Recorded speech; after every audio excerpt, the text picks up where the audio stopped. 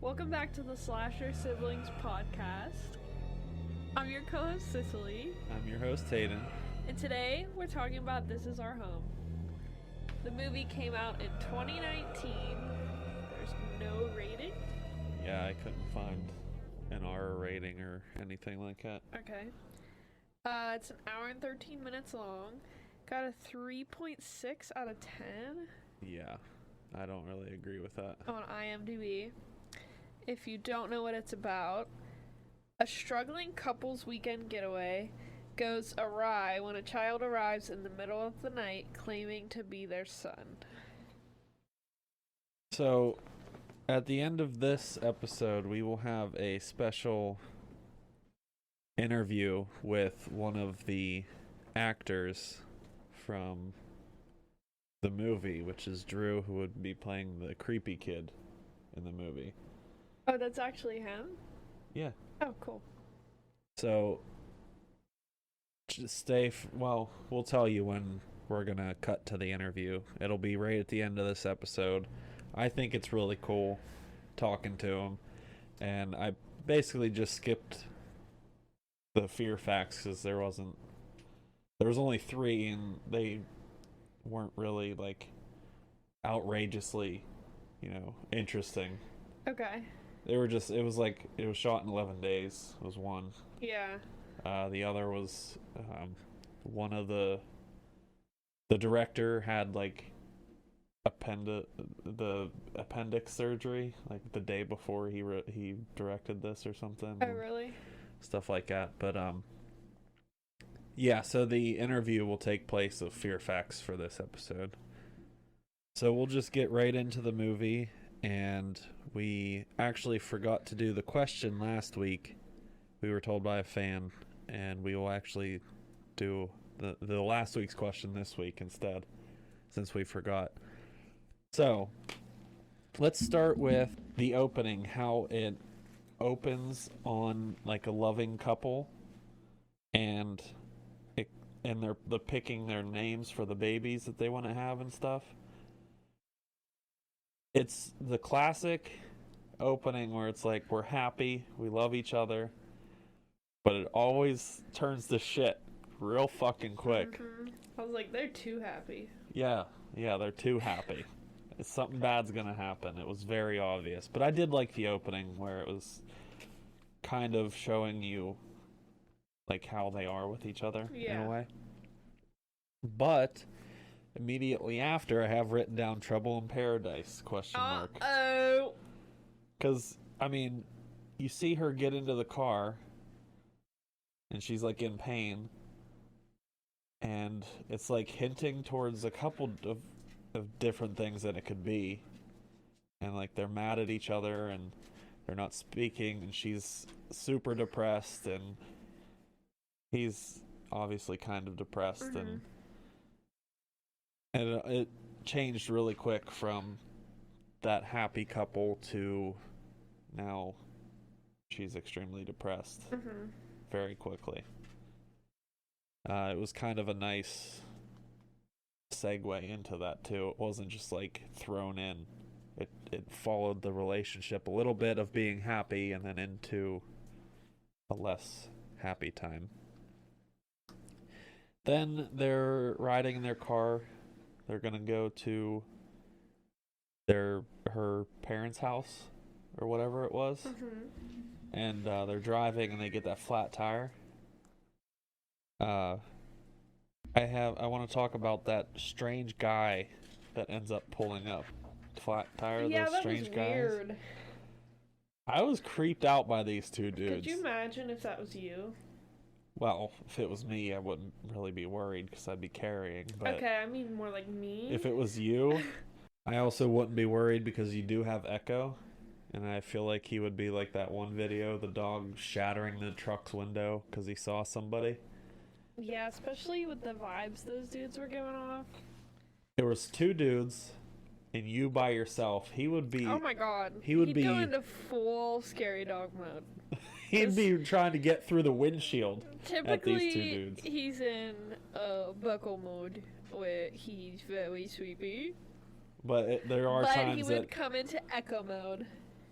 There It's are times scary. that he doesn't really realize it's me and he starts barking. I'm like, dude, it's me. Shut up. Yeah, it's your uncle. But yeah, that was giving me weird vibes. Even if I would have a gun on me, I'd Yeah. still be like, dude, you're creepy. Luckily, they didn't do anything. Yeah, but why'd they act like that? They were acting super weird, and then when he took her into the woods, Yeah, that was making me uncomfortable. that was very awkward and uncomfortable. I was like, I thought he was gonna do something to I her. thought so too. I was like, she's having such a bad time in life right now. Like, She's not having a good time. no. And weird that the guy let her go look for that by himself. By herself. That was super weird. Like, no, that's not happening. No. It can stay out there for all I give a shit. Yeah. No, that was No. not cool.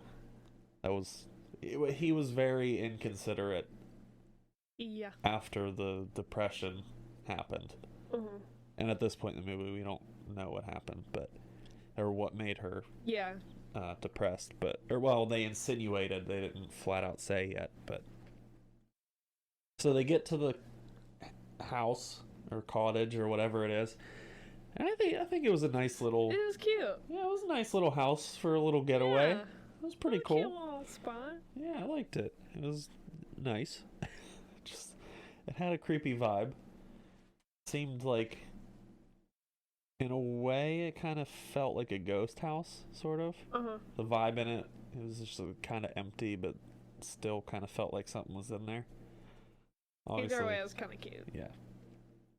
And then there was great shots of the director capturing looks of depression on her face. Uh-huh. There was a lot of great shots of just, her face, her laying in bed, and she was like laying in bed, but like her back was turned to the camera, and Yeah. I felt like that was a very good way to kind of demonstrate depression in the movie. Yeah, I thought they did they really portrayed well it with well. that. Yeah. And then they started drinking and having fun. I thought that was a nice scene to kind of give a roller coaster effect, sort of, because this movie really is a roller coaster of emotions through the whole thing. Yeah. And the drinking and them having fun scene, which turns sour towards the end. Yeah, what? What the heck happened? I I didn't know. understand that part. Well, Did you understand it? I mean, she wanted to practice pretending like she was operating on him. And I think she was like pressing too hard with the knife. And he was getting pissed and like, can you stop touching me? And it What just was on turned his head? steak. Why? To pretend like she's operating. Like to cut through a steak or whatever. Oh. Like to give it like because she wasn't actually going to operate on him. You know That's what I mean? still a weird game. Yeah, like that. Like, I'm not just gonna go up to someone and be like, hey, Can I pretend to operate can on I you? pretend to operate with you with like a knife and a steak? What do you think? Like it was very creepy, don't get me wrong. That But was when it first started to get a little weird. it was weird the whole time so far. It's not quite creepy for me yet. And there is one specific moment that really turns it creepy for me, and we're getting to that in a second. But like I understood like why the fight happened. It was very weird that she was like cutting into the steak. And I guess she was pressing too hard. He could start to feel the knife on his forehead or something, so that's why he got mad. Which I guess is kind of understandable, but he was being a dick the whole movie to her. Yeah. I agree. Then there's her memories of losing her sibling coming back, which is also another hill in the roller coaster. This whole movie is just up and down. Like happy, depressed, happy, depressed. It's just the whole movie's a crazy roller coaster ride. And the memories of her sibling were pretty nice to, see her remembering her brother. but it was also kind of giving an understanding into why she's already depressed, and the situation with her boyfriend is making it worse. So it's very understandable why by the end of the movie she will get there. Yeah. So playing doctor, I have written down as kind of strange. Playing doctor. That's what it is, though. I have doctor in quotation marks because she is cutting the steak open. It is strange how she's done that before, though, because they had like a discussion like, hey, can we do that thing so I can, practice or whatever. The viewer wasn't supposed to know what she was talking about, but when it cuts to what they were doing, it's like, okay, so you've done this before. And what are you practicing for? She was becoming a surgeon or whatever. She was in the medical field, but like... But that's not... How many times have you played doctor with steak and knives? It's not... I just don't think that's the way to do it. No, I don't think so either. It was very, very strange. And then... That scene is... The scene next is when it starts to become creepy. Because, okay, there was someone at the door, knocking on the door. Uh-huh. This is the beginning of the creepy part for me. So, she hears someone knocking on the door. What's his face? I forget his name. Ray. Ray is asleep still, I believe. And she just hears knocking on the door. She goes and opens the door, and there's this little kid standing there. Why? Where? Where did this kid come from that he was just knocking on the door in the middle? I think they said that this house was kind of secluded. So that's where it really begins to get creepy. And this is also the introduction to Drew, who we know for the interview, who is friends with X. And that's how I ended up getting the interview with him. And it was kind of cool to like see someone that I know by association. Well, you know by association because you know X too, but I guess it's just cool to... It's cool. Yeah, like sure. he lives like 20 minutes away from here, so that's pretty... Well, not really. I don't know where he lives, but he's friends with X who lives 20 Does he still do away. Anything? Like... He did say that he was an actor, so Cool. he must still be... How old is he? 18 now. Oh, okay. So how old was he in the movie? He said he was 12. He was cute. He was a cute little 12-year-old. So, the part that actually got, like, creepy for me, that made this movie creepy, was when they're talking at the table trying to figure out who this kid is.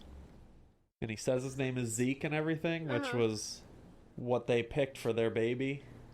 The name that they picked, so that was strange. Yeah.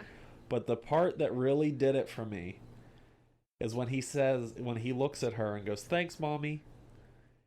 It sent chills down my spine. I told him that in the interview. But man, that is the turning point to creepy. Yeah. I was like, what the... That was so weird and it creeped me the hell out. I was like, He okay. kept saying it. I was like, Oh yeah. stop! That did it for me. And then I want to talk about the scene where Zeke had the bad dream and he just shines the flashlight in her face. Yeah. I was like, okay. You got more patience than me, babe. That's true.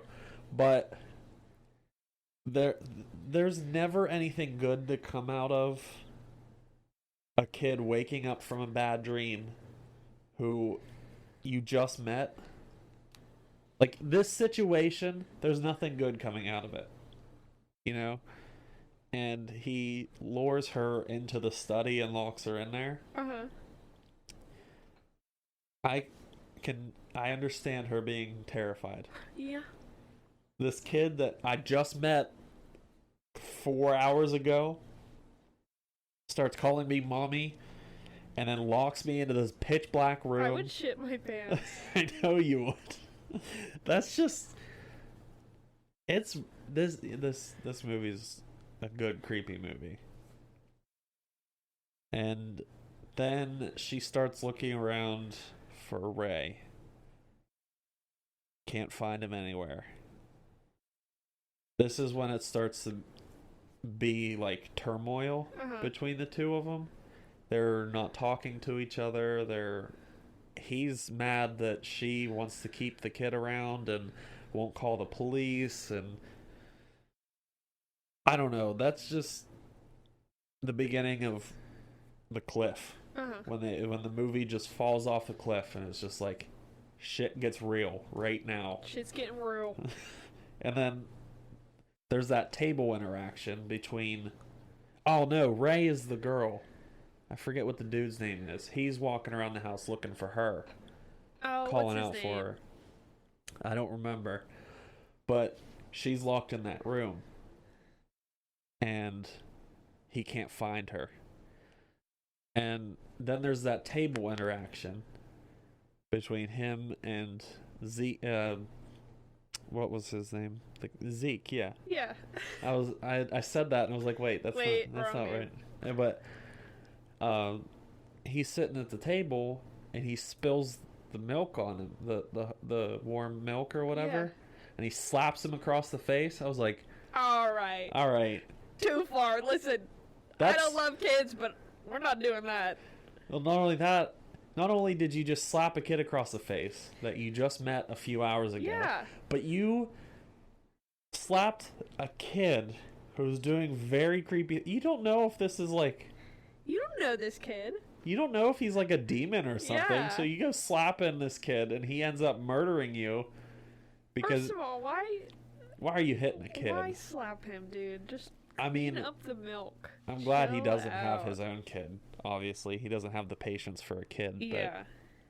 But it's just like so weird that he was acting the way he was in this movie. He was just a dick. But I want to talk about him finding Ray. So Zeke tells him that she was in the study or the dark room or whatever he called it, and he goes looking for her, and he's like, "Come out of there." She's like, "No, come in here." He's like, "No," and she just like pops out of the side of the door frame. That was weird. I was like, holy fuck, what's going on? I was like, this is weird. Like, why is she acting so weird now? Obviously, it's the room that is fucking with people, you know? Something's in there. Something's in there. Something's messed up. What. And it has something to do with this boy. Something. But the way she just came out of the door frame like that also creeped me the hell out, too. And then I want to talk about how creepy was the apple shampoo scene. He's putting on the lipstick, singing the song. Yeah. That was creepy. He did a great job in that. He did a really good job in this movie. But like in that scene, he really conveyed creepiness. I liked the jingle though. Yeah, I did too. I was like, okay. That was a pretty catchy song. I like it. Then there was Ray releasing the feelings part where she's yelling at Guy. What's his face? Guy? Where she's like, "You made me kill my baby. Blah, blah, blah. I hate you." I was like, good for you. Stick it to the man. Your boyfriend's being a dickhead to you. And you just let it all out. I feel like that she's been holding on to that for a long time. And, you know, she's been depressed the whole movie. And there's not really much that she could do, I guess. Because the only thing that she was able to do was just scream at him. And she was having no help from him. So I'm glad that, you know, she just kind of let it out. It was fitting. And then there's them playing in the bathtub, which was pretty... Yeah, what the hell was that? That was weird. What was it that they were trying to stab? An apple or a pear or something? Yeah. And they're just stabbing the water. I was like, something's wrong. Something went sideways. The games that they play are just creepy. What? Yeah, it's weird, right?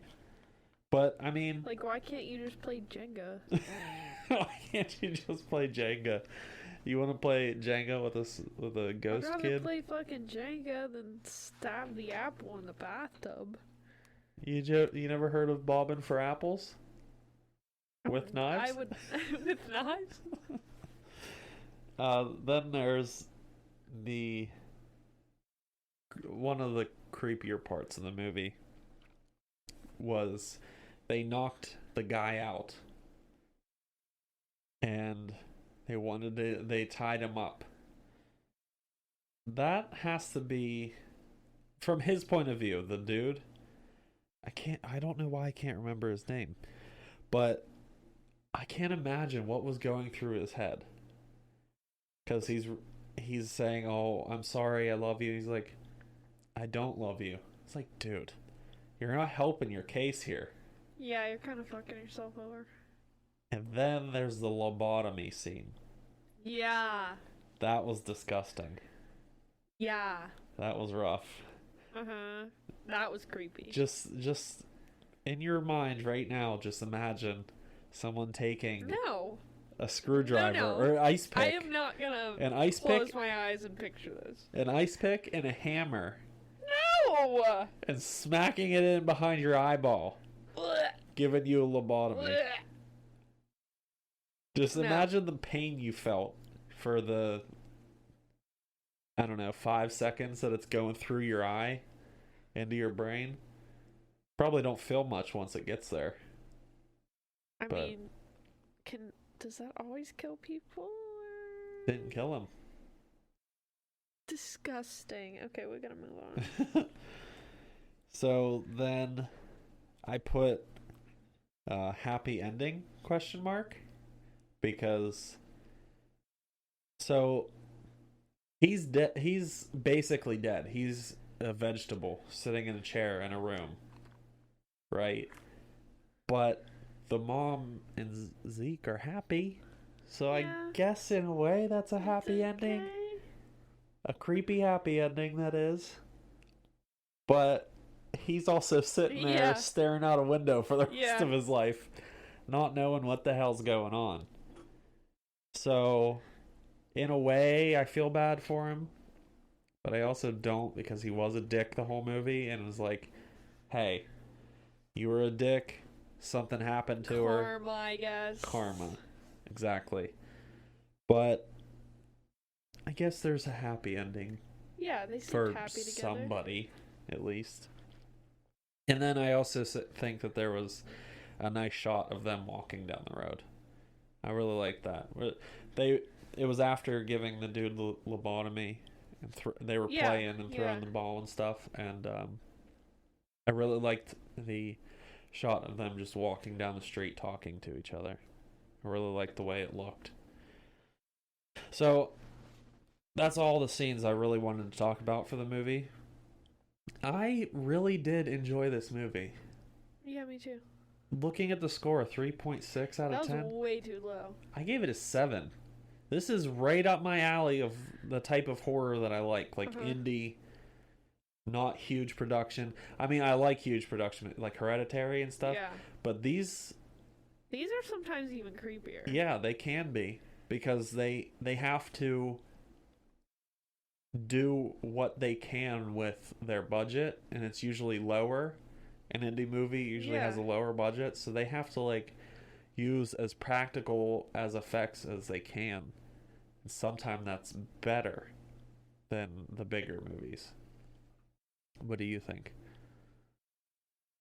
Just about the movie in general? Well, yeah. I really liked it. I didn't even know what it was about. I've obviously never seen this before. Yeah, me either. And I didn't know what to expect, but I was pleasantly surprised. I thought it was gonna go a different way with the guys when their car broke down. I was like, I thought the whole movie was gonna be different, but yeah, I agree with you there. But yeah, I really liked. I kind of liked it. What would you give it? Probably a 7, probably the same. Yeah. I feel like it deserves higher. 3 was What? That's lower than Rubber. And this That's we compare everything to fucking Rubber and Tusk. I think. Wait, my first thought was that's lower than Rubber. That was my first thought. And this when is I definitely saw it. better than Rubber. This is better than Tusk. And way better Sorry, than Tusk. Rain. And I'm pretty Not sure. Sorry. Didn't Tusk get a 5? Tusk and Rubber were like rated the same, which kind of pissed me off because Rubber's better than Tusk. It definitely is. Tusk should have a negative rating. Rubber should have at least the 3. Yeah, that's fair. For you. Me, 6. Okay. Whatever. But this did not deserve a 3. No, definitely didn't. And, I mean, Drew did a good job. Everybody, I didn't think the girl. Oh, I thought all 3 of them were did great. a really good job. She was really good at being like creepy. Oh yeah, but we were talking in many episodes, but in the last episode how child actors aren't, always great. Yeah, They're he was hard to good. work with, but he did a good job, Yeah. I thought. And I don't know, I really liked, this movie.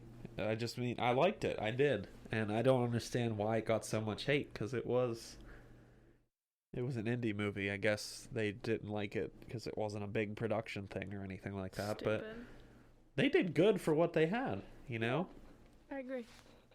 So you have anything else that you want to talk about real quick? I thought it was great. Okay, so Who picked it? X told us we should do it. Oh, okay. I was like, oh, okay, yeah, we'll do it. Can you talk to your friend and see if we can get him get an interview from him, and then we'll do the movie or whatever. So, Cool. But yeah, so I guess it's time for the interview, and we'll just play that right now. So stick around for a minute, and then we'll be back right after the interview. Hello, Drew. How are you? Good. You? I'm doing great. We really appreciate, you coming and interviewing for the podcast. This is the first official interview that we did with someone who was actually in a movie that we watched. So this is kind of surreal and pretty cool. Thank you for having me. Yeah, no problem. We are so glad that you wanted to do it. So we appreciate that. So obviously your name's Drew for the people listening. And I'll let him, introduce himself in a minute. But to explain how we got this all together was that he is friends with my nephew, X, who was on the Hereditary episode. So check that out too. And this is our home, right? This is our home, right? Yeah, this is our home. And like I said before, we appreciate you coming on. So let's get into this for real. Why don't you tell the people who you are? My name is Drew Beckas. I am 18. I've been acting for about, I would say ever since I was 9, so about 9 years now. I did This Is Our Home when I was about, I believe 12 was when I was in it. That's really something. That's entirely and utterly cool. And it's very cool to be able to talk to you about it. So the first question I have is, who did you play in this movie? I played the character Zeke, a boy who turns up on a couple's porch one night as they stay at a vacation home that one of their friends own. Okay, so who were you exactly in this movie? Tell them, were you a good character, a bad character, an in-between character? I believe I was a little more on the bad side. I mean, I think, doing what my character does, I'm not sure if spoiler warning or anything, but I believe he's a little more on maybe just a little more in the middle, but definitely leaning on the bad side of things. I have to be honest here. I actually liked the movie. Seeing the score, which this will come at the end of the episode, so people will already have known the score. It got a 3.6 out of 10 on IMDb. How do you feel about that score? I mean, I like the movie. People are entitled to their opinions, so it's whatever. I liked it too. I gave it an easy 7 out of 10 because this is like right up my type of horror. It's this movie definitely is going to stick with me. I'm not going to forget about this movie for obviously some of the things that happen in this movie. So going right into a question here, What was the experience like for a kid on a movie set? It was interesting. So I'm not, so the movie was shot in Woodstock, New York. So as someone who lives in Western Pennsylvania, we had to drive up there. We then had to stay there for 11 days. Yeah, 11 days. I think if I remember properly, we had to go up there another day because we had to reshoot something after the fact. But it was definitely an experience because I had to wake up early and we had slept in an Airbnb. And the fun thing about the Airbnb was we weren't the only ones like sleeping in. There was also like the workers sleeping in there. So you had like some of the like video technicians and lighting experts there. Okay, that's really cool. So, did you audition for this movie? Yes, I did. What was that process like?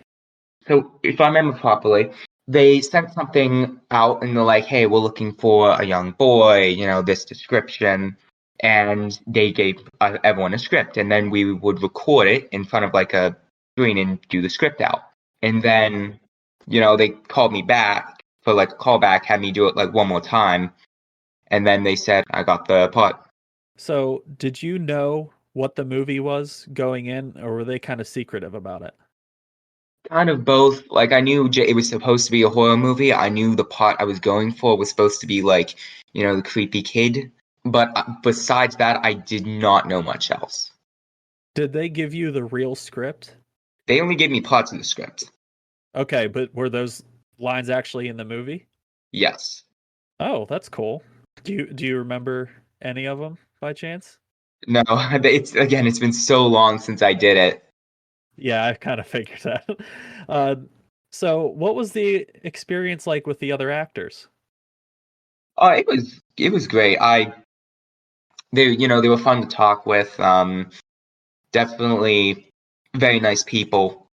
And it seemed like all three of you had like a good chemistry with each other. You guys didn't seem awkward in the movie. You seemed like, I know this was an 11-day shoot, so it was kind of like a quick relationship there, but it's like you were very comfortable with each other. Is that true? Yeah, it was. We would during like because as an actor, you have to have like certain like lunch breaks. You have to like for every 8 hours, you have to have a lunch break. So we'd sit down during like lunch and breakfast, talk there, talk about the script, talk about our life, things like that. So we had a lot of time of just sitting down and talking, getting to know each other.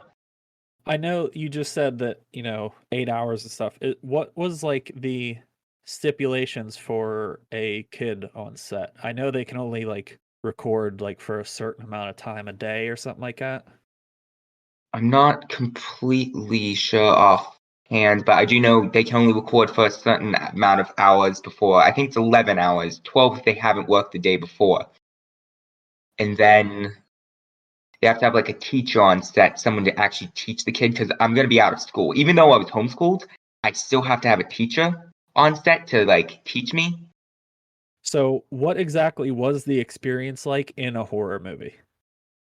Oh, it was genuinely interesting because how we got all like the rooms dark and everything was we covered all the windows and like top. So for 11 days straight, from like early in the morning to the evening, I would be in complete a like a complete black room because we didn't have any lights on because in the movie the power is supposed to be out. Only near the end is when the power gets somewhat restored. So during the whole movie, we're in a dark room. So, even like the rooms like that weren't being recorded, like where the couple were like talking to each other, I was still in a dark room because the light from that room would reach into the another scene. So, there's a moment where you are in the room. Is it safe to say that that was supposed to be like some sort of supernatural feeling? That was kind of left to the audience's interpretation, kind of. If I'm, yeah, it was supposed to be like left up to the audience interpretation. Does it mean something? Is it like supernatural? What happened in there? So yeah, it's kind of, so if you think it's, you know, supernatural, it's kind of, that's what it is. Yeah, it's left up to the audience's interpretation. Okay, cool. I kind of got the feeling of it with how you were talking about you were calling yourself Zeke. You knew that they, you know, were going to name their kid Zeke, and how you pulled her into the room and talking about, I think it was her brother, right? Yeah, I talked about it, brother. Yeah, so to me it felt more supernatural because of, those kind of things playing into it. That goes into the next question. What was it like playing a sort of villain type character, or creepy kid as you can call it?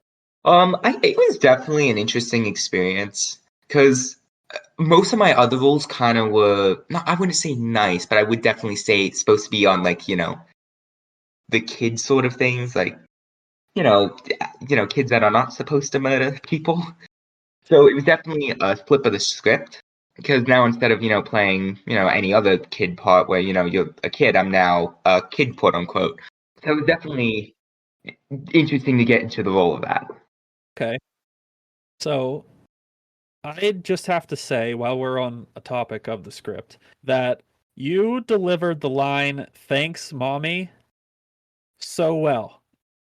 I gotta say that when I was watching this movie, looking at the score and everything, thinking that this might not be a great movie, probably rated a little harshly, but as soon as that line came out of your mouth when you said "thanks, mommy" and looked right at her, it sent chills up my spine.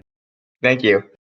That line was said so well and so creepily that really was like a big turning point for the movie, because the beginning is more of like a roller coaster. It's like they're happy in a relationship, and then it kind of gets depressing, and then it gets scary as soon as you say that line. I thought that was such a perfectly uttered line in the movie. You did that so well. Thank you. So, do you happen to remember what you and the mom, the actress with the mom, do you happen to remember at the end of the movie what you guys were talking about while you were walking down the street? Oh, yeah, I remember what I was talking about. It was a funny conversation. So as we were walking down the street, we were just talking about well, it wasn't, I wouldn't say it was actually that funny, but we were just talking about like walking tacos and like what you could add to them because the night before I had walking tacos. So as we were walking down the street, we were just trying to think of something to talk about. So we just were talking about food the whole time. That's really, really funny because in the movie, it's at the end of the movie, like while the credits are coming up. So all this scary stuff happened. And it's just so funny that it's so funny that you say that, because after all this crap went down, you guys were just, talking about food. That's kind of adding like a really cool level and fact to that. I really think that's awesome. Thank you. So, did you enjoy your time in the movie? Oh no, most definitely. Like I said, it was one of my bigger roles because that was like the first role I ever got where I was like in the entire movie. So given that chance to be there, it was good. The director, he was accommodating. You see, I have a allergy to milk and I don't eat meat, so he would provide specialized food for me, and just everyone on there was so great. I got to learn a bit about like lighting and how sound works and how cameras work because I never really learned about that before then. And then I also had a great time talking to the couple and all that. So it was just all around a great time on set. That's really awesome. I'm glad that he had a good time. So, have you seen the movie yourself? I have. Okay. Did you like it? I did. I will say the harshest critic is yourself. And I remember I was watching over the movie when I was like I was probably maybe maybe I was still 12 at the time. And I'm watching it and I'm like, geez, my act. I'm not saying my acting was bad, but I'm saying like I'm like, oh, I could have done this better. I could have done that better.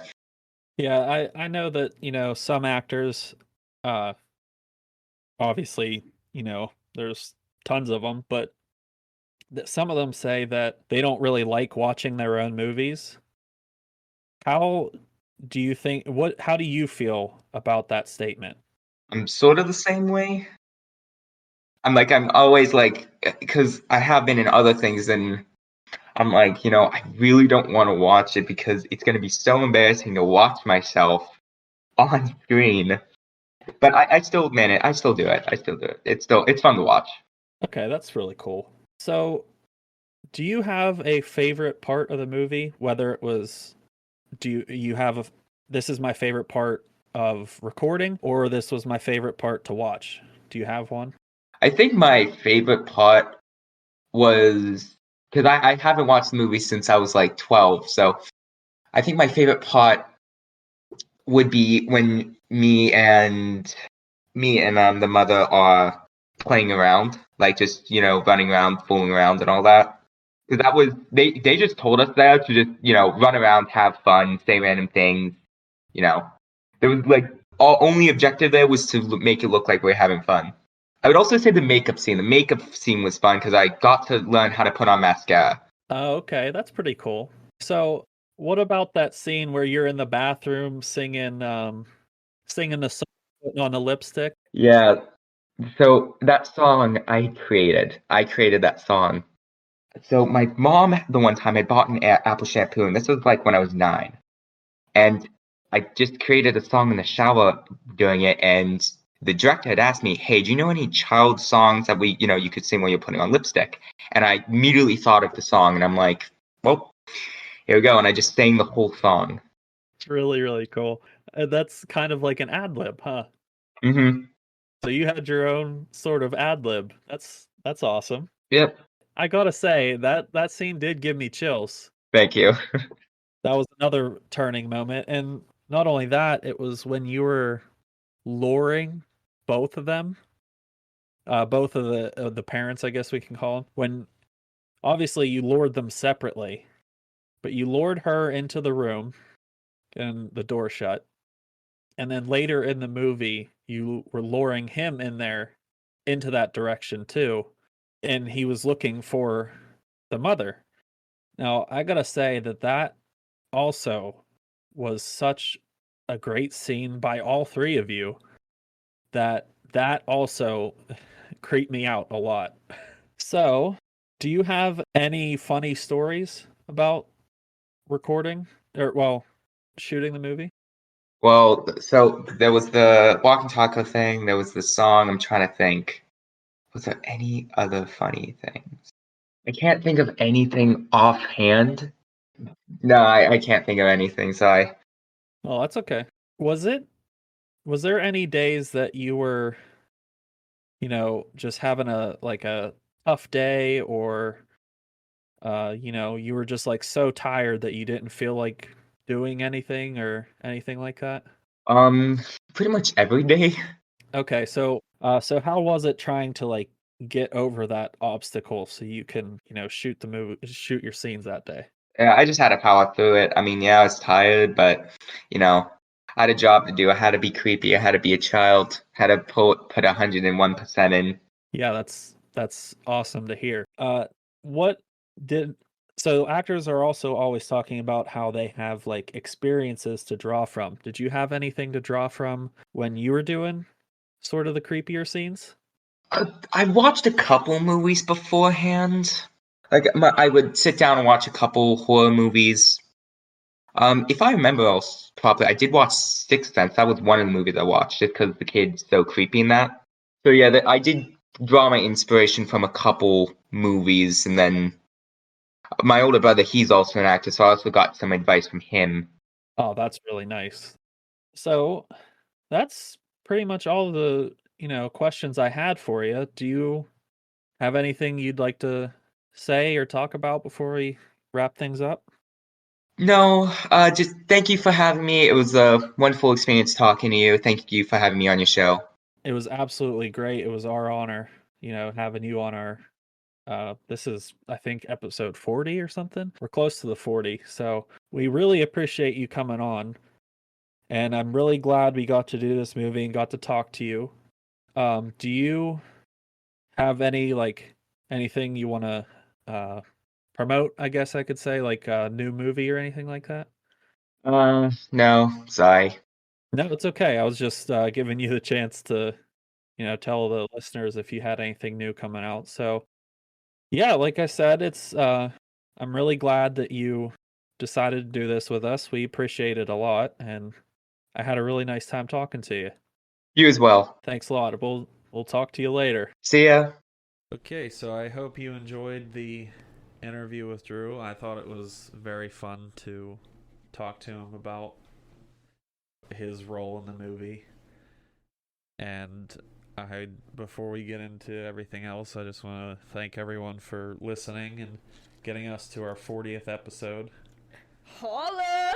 I'm pretty sure this is 40. I Damn. recorded the interview before we did this episode, but it was it's been fun so far. Yeah. I think we haven't fist fought yet, so that's good. Success. So Cicely, you want to tell them what we're watching next? The next movie is Nope. Rain's recommendation. Thank you, Rain.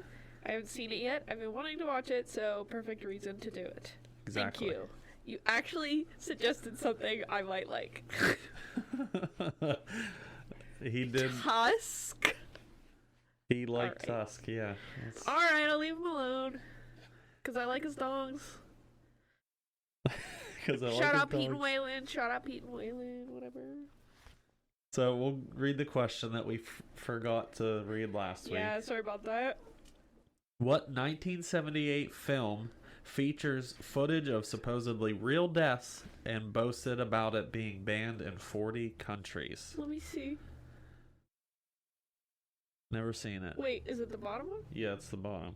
Oh, I was thinking of the... Well, here's what's not the answer. The Poughkeepsie tapes. I want to watch that. I watched it. Yeah? Yeah, we should do it for the podcast. We should. But there was also this other movie that was similar, which is Cannibal Holocaust. Oh. And it... Also, I don't know if I said that right at all. Poughkeepsie. Poughkeepsie. The Cannibal Holocaust showed deaths that looked so real that the director actually was arrested and in court, and he had to bring the actors in and prove that they were still alive because they looked so real in that movie. Damn. Anyway, that's what I thought the answer was going to be, but it's I obviously thought not. the answer was going to be mine, but... So, once again, we appreciate you listening. Yep. Hope you enjoyed the interview, and... Thanks, y'all. We will catch you next week with Nope. With Nope.